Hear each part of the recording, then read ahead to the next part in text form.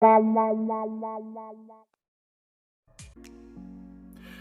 you lot, hands up who had a combat machine as their first gun. Yep, because you know what? I think everybody did. It's basically the gateway drug into airsoft. I don't think there's been a product that's been released that has got more people into this hobby than the G&G combat machine. But if you wanted to buy a combat machine in 2022, what would you be buying? One of these. This is the G&G CMF-16K. Now, there's a lot to say about it. It's kind of like a very interesting concept and a very interesting idea that G&G are kind of, I feel like experimenting with almost, whereby they've got the combat machine externals, that is to say, pretty much everything on this thing is polymer. But they've got some really interesting things going on inside, and it kind of bridges the gap between a more advanced gun and a more basic gun. Almost to the point where you've got to ask yourself, who is this for? Well, let me talk about all the little bits and bobs, and maybe you'll find out whether it's for you or not. Now, just to let you know, I've been using this for probably about 6 months now. So this isn't some bullshit review where I've just pulled it out of a box and told you it's great or it's shit. You know, I've actually used it in multiple games and I've really got a good feel about it, and I've got a lot to say about it. So strap yourself in. Where did that come from? Really, it's quite a compact gun. There's two versions of this, by the way. This is the CMF-16K, which has got a slightly smaller barrel, and then there's just the CMF-16, which has got, I think, an inch or two longer barrel, and it comes with a normal crane stock as standard. My one that I've got here that comes with the smaller barrel, okay, originally came with a PDW stock, which is the same type of stock that they use for the ARP9, which is, you know, it's cool, it's serviceable, but I did end up swapping mine for this beast, and I'll tell you why very soon. But what you get with the gun, starting from the front, 14mm counterclockwise thread, pretty standard. On the 16K version, you get this really nice Geisley style rail with QD points either side, monolithic 20mm rail at the top as well. One thing I do like about it is it looks really nice and it feels very solid, but annoyingly, it doesn't have key mod or it doesn't have M-lock. No, it comes with this weird system whereby you have to bolt on little rail segments that come with it to attach your accessories, which is a bit annoying. I'm sure it replicates a real rail that's out there. I'm sure it does. I'm sure that's the reason. But I would much rather that they just take the creative liberty and just add M-lock or key mod or something, which is what they did with the CMF-16 version. If you get that version with the slightly longer rail, that one is all M-lock, which, you know, raises even more questions. You got the billet style receiver, which is very cool. Very cool. Very cool. Very cool. Because it's completely ambidextrous, and that means you've got an ambi selector switch, you've got ambi mag release on either side, and you've got bolt release, which is cool because if you pull it back there, it's got a bolt that stays back, and then you just press the release and it goes forward, which is always a little nice touch. You've got this 416 style grip, which is, if you like it, you'll love this gun. If you don't like it, you're kind of screwed, and I'll tell you why very soon. Again, if you buy the 16K version, you wouldn't get this stock. This is just a standard buffer tube that I added to this. Ordinarily, you would get the PDW stock, which is very serviceable. It, despite what people tell you, it does have enough space for an 11.1 on the inside, and you could even get the extenders if you really wanted.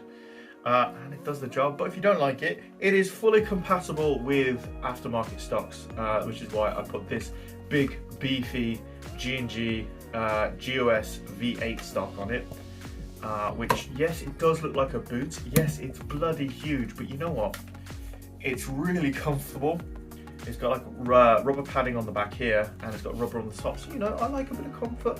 It's quite nice, and you got space for days. You got space vertically, and then you got space in the bumper tube for batteries, which is always a good thing.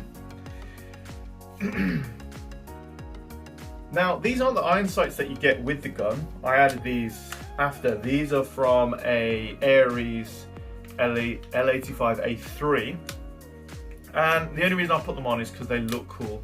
It's definitely not because they're made of really high quality materials. So yeah, that's the externals. Let's talk about the internals, because this is where things get really interesting. So inside here, you don't get a standard combat machine gearbox. No, you get the G2 gearbox, which is the same type of gearbox that's used in their premium guns, and I'm talking guns that start from like 350 to 400 pounds onwards. Now, what's so great about this G2 gearbox? Oh, it's got a quick train spring, which for G&G is pretty amazing, although there's something that's been standard on most guns for a very long time. They've only just brought out quick chain springs on this G2 gearbox. It's got a double O-ring piston, it's got a double O-ring nozzle, it's got steel reinforced gears, it's well shimmed out the box. It's got a reinforced front, so you don't run the risk of cracking the gearbox over time. It's a very, very nice and very thought out gearbox, and to see it in one of their budget guns is a really nice feature. As well as that, you have got the ETU system, which is the electronic trigger unit, so you get really nice trigger response out of this gun. Again, just like the ARP9, and just like the ARP9 as well, you get the G&G MOSFET. Now, this is slightly different from the ARP9 because it's been it's been put on a diet. It kind of looks like the same MOSFET that's sucking in its gut. You know, it's lost its huge board. The board was about this big. I'll actually show a comparison on the boards now to see what it's been shrunken down to. You know, you get the same type of hop-up that's in the ARP9 and their standard and their premium guns as well. It's a fantastic rotary hop-up, which is really clicky, really responsive, and gives some fantastic results. The barrel, pretty basic, but you know, it does the job. The motor that you get with it is fairly basic. It's I think it's 18K standard torque motor, which again does the job, but it is a little bit screechy for my liking, so I did go ahead and upgrade that. So overall, it's pretty much, I would say, a premium gun in the body of a basic combat machine, really.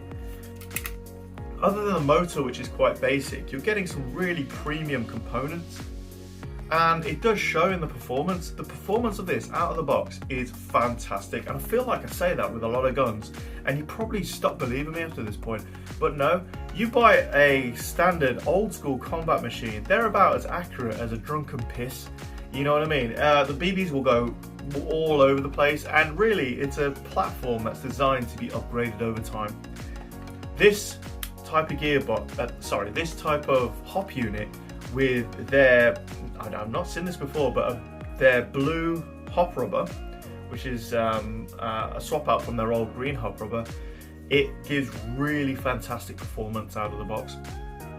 You will accurately be able to hit targets 50, 60 meters, not a problem at all, which is great for a new player. Imagine you've just bought your first gun and you're able to shoot or sometimes even outshoot players that have been playing for years and years.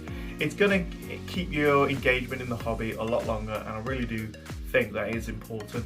So props to G&G, this is a great shooter. So you might be thinking, this is the best gun ever made. It's got fantastic internals, it's got strong polymer externals, which, you know, it's not metal, but we can live with that. It's perfect, isn't it? Not quite. Okay, so problems that I've had with this over the 6 months, and it's a doozy. I don't know whether I got a lemon, or I don't know whether G&G's quality control has dropped in the last couple years, because my ETU completely shit its pants after about 3 months, which is really bad. It's this exact same type of ETU that's used in the ALP9s, and that thing I've had for 4 years, and I've run the shit out of it, and it's still going strong. So again, I don't know if it was a lemon or if their quality control has gone to shit, but mine crapped out, which meant it just absolute nothing, completely died. Now, if I was a new player, I wouldn't even be able to tell you that it was the ETU that had a problem, let alone trying to solve the problem. It's really poor showing, I think, and it was such a critical component to die that quickly. And it's not like you could open up this G2 gearbox, how fantastic it is, and stick a standard trigger contacts in it. It won't take it. You need to get a G&G ETU a unit, or you'd have to mess around with parts, or you'd have to add a brand new kind of MOSFET and system in there, which again, for a new player is not really an option unless they spend a fortune paying some tech to do it. Just a heads up guys, if you ever want to change the ETU for your G2 gearbox, what you want is one of these type, which is actually from the older type of gearbox. Do not buy the one that says G2 on it for your G2 gearbox. I mean, why would you think that the ETU that says G2 on it would be for the G2 gearbox? Why would you think that?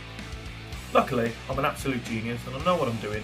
So I was able to find the ETU that I needed and stick it in there, and now, touch wood, she runs absolutely fine. New ETU. Motor in place. All set up. Let's see if it works. Ready?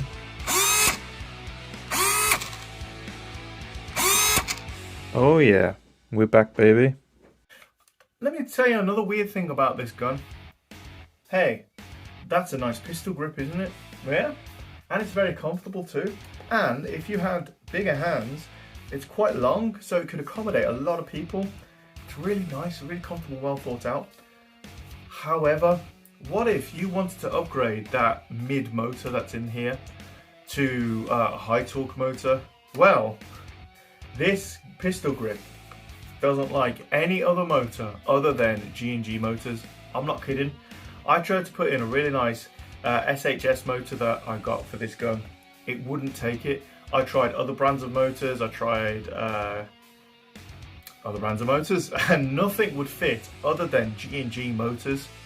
So I thought, well, okay, I'll take the pistol grip off, I'll replace it so I can put whatever motors I want into there. Nope, because not a single grip that I could find would fit onto this gun other than the stock one. The angles were ever so slightly off, just by a few millimeters, which meant nothing would go on properly. Even G&G grips that I got from my ARP9 would not fit on this gun. I have no idea why. It's so bizarre.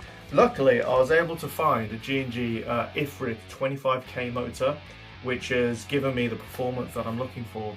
So, if you buy the CMF-16K or CMF-16, and if you don't like this grip, well, tough shit, because you're stuck with it, unfortunately. Now, let's talk about how much this thing costs. Because although it's got the Combat Machine badge, it does not have a Combat Machine price tag. This bad boy costs about £260, which is about $300, I don't know, yank money. Now, it's not incredibly expensive, but when it's running that Combat Machine badge, and when it's got that Combat Machine body, all plastic, remember, that is going to put off a lot of people. For the same price, you could get a SEMA Platinum Series gun, which has got pretty much the same features. You know, it's got the MOSFET, it's with a full metal body. You know, so if you were looking to spend £260 on a gun, would you really be looking at this, a plastic body gun? And if you were a starter player, would you really want to go up to that price when you could buy another plastic gun, like a Spectre Arms Core, or even another G&G Combat Machine for like 120 quid? You know, it makes me think, who is this for, G&G? because the plastic body is going to put off veteran players, and the price tag is going to put off new players. So it sits in this weird hybrid zone, you know, where I think I am the only person on the planet that would actually enjoy using this gun. You know, because I don't mind the plastic. Again, would I recommend this? Well, I would love to recommend this gun. It's got loads of things going on for it. It's got excellent internals, fantastic performance out of the box that doesn't really need to be upgraded, and it's lightweight. It's the price that depends on you whether you think that's worth it or not. There's a lot of things going for it, but I'm really hesitant because of the ETU problem that I had. I don't really think I could recommend it, and it is a real shame because I do really enjoy this gun. So guys, that's about it really for the CMF-16K. What do you think? Is it something that you would pick up or something you'd ignore? Have you owned this gun yourself and came into the same problems that I did? I'll be really interested to know because I've not seen another one of these in the wild. So yeah, subscribe, do all that bollocks that YouTubers usually tell you to do, and I'll see you on the next one.